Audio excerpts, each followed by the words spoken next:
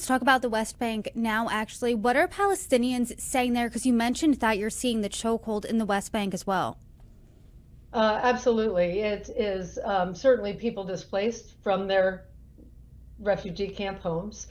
They don't have places to go. They're having to give up commerce and livelihoods and restaurants and the things they run, everyday livelihoods. Their kids not being able to go to school, and they're having to use their precious limited resources while losing income to try to find temporary housing, moving around, this living in this dorm room of the university. Well, they also actually need to be able to pay the fees for the keep their kids in university.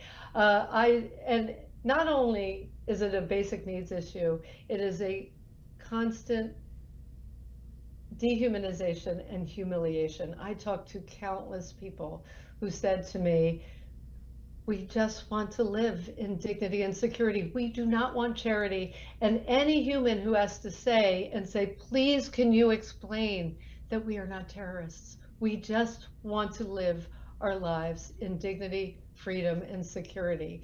And as I was mentioning earlier, the 1,000, I experienced it myself. Now, I don't live it every day, but the 1,000 new roadblocks all across the West Bank means planning to be sitting for hours, to be blocked for hours when you're trying to go to your offices, to your jobs, to your businesses. I met with a Chamber of Commerce. It is it's a stranglehold on allowing Palestinians across the West Bank to try to live independently and in dignity. And not to mention some of the other uh, humiliations they face every day in the struggle and the suffering. I was in a community of Betskaria where there have been a huge increase of illegal settlements, 160,000 families now living surrounding a few families who have held on in their ancestral homes and where they have always lived. And their kids see visibly this extreme inequality that Israeli settlers have access to schools with everything they need, and their schools don't have what they need, and they're not even allowed to invest in them and improve them. And I talked to one mom who said, this is what breaks me when my kid asks, why can't I have what I need to go to school?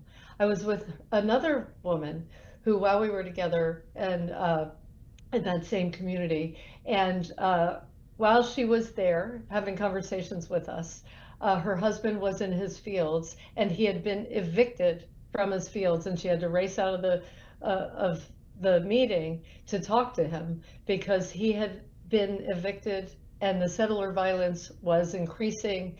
So this violence with impunity needs to stop. And again, the US government can demand the government of Israel to stop this violence happening all across the West Bank and that continues to slow burn in Gaza.